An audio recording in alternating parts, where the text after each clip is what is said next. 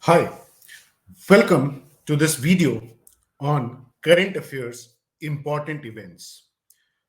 Today, in this video, we are going to cover all the important news which happened in February week 4.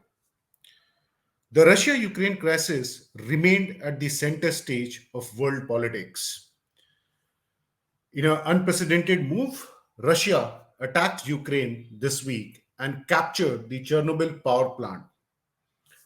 Earlier, Ukraine declared a state of emergency to all of the country except for the East Territory, which is occupied by Russia and pro Russian forces. The government called all the reservists between the age 18 to 60 and even allowed civilians to carry firearms. As the situation unfolded, the world leaders from across the globe requested Prime Minister Narendra Modi to speak to the Russian President Vladimir Putin.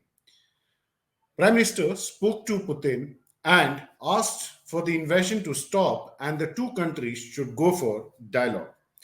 The Prime Minister also urged for the safety of Indian citizens in Ukraine and other parts and requested for evacuation procedures to be allowed to bring back the Indian citizens. A wide-scale evacuation program was launched and all the students who are studying are being brought back to India in batches. India also abstained from the voting on UN resolution censoring Russia for its Ukraine invasion. Later this week, Putin agreed for a high-level negotiations with Ukraine at a neutral place. Initially, it was scheduled at Belarus. The European Union announced a slew of sanctions against Russia, which now finds itself isolated with the Council of Europe suspending it. On the sports front, the International Olympic Committee asked all its federations to cancel sport events in Russia and Belarus. Germany froze a new gas pipeline, Nord Stream 2, and UK hit Russian banks with sanctions.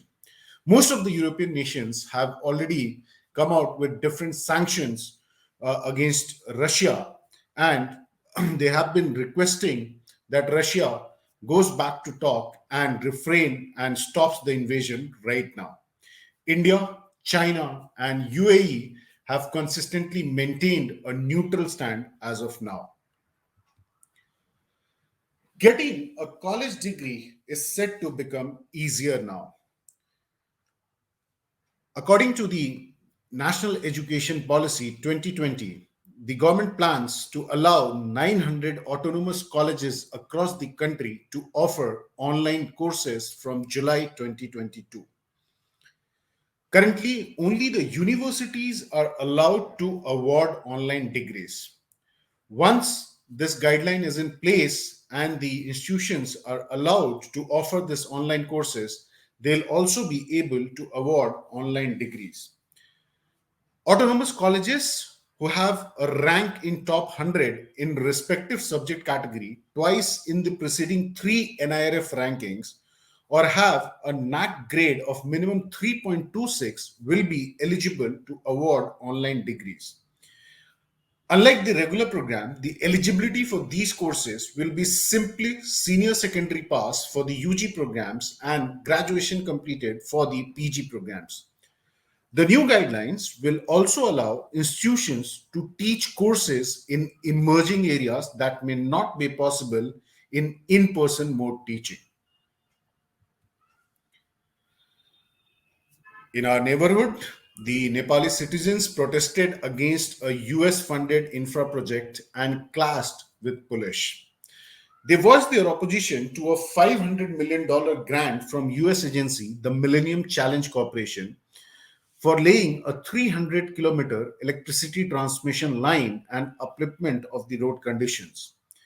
The protesters alleged that this grant will undermine Nepal's sovereignty and laws, whereas the Nepalese government people termed the grant as a gift from the American people, which is not to be repaid, and they have no conditions attached to it. Sri Lanka faces its worst money crisis situation and has run out of money to even buy fuel. The island nation cannot pay for the two shipments of fuel in US dollars. After $1 billion debt repayment in July 2021, the island nation only was left with enough dollars for 2 months of import. The foreign reserves of Sri Lanka have now fallen, and since President Rajapaksa took office in 2019, from $7.5 billion to $3.1 billion. The island nation collectively owes $6.9 billion to China, India, and Japan. The Delhi High Court, while hearing a batch of public interest litigations on marital rape, refused to give more time to the center. The bench of Justice Rajiv Shakdar and Justice C. Hari Shankar ended the proceedings this week, which went on for 20 days, sometimes on daily basis, and they expressed their dissatisfaction, stating, "Court can't wait indefinitely." The court has reserved its judgment, which will now decide the fate of 150-year-old provision in Indian criminal law that protects husbands from rape charges.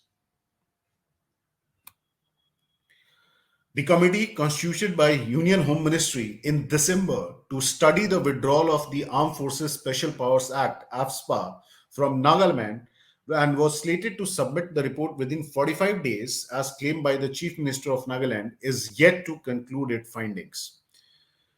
The six-member committee, headed by Registrar General of India Vivek Joshi, was formulated and constituted in the wake of growing civilian anger against the botched army operation by an elite unit of army that led to the killing of 13 civilians at Oting in Nagaland's Mon district on December 4. The committee has only made one visit to the state in the month of January.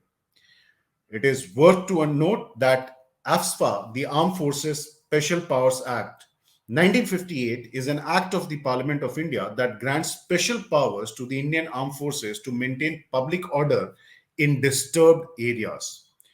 A law that gives enormous discretionary powers to the armed forces over a civilian population. Currently, the Armed Forces Special Powers Act 1958 is in effect in Jammu and Kashmir, Nagaland, Assam, Manipur, with an exception of the Imphal municipal area and parts of Arunachal Pradesh. That were all important news from the last week of February. Do subscribe to the channel and press the bell icon to receive regular updates.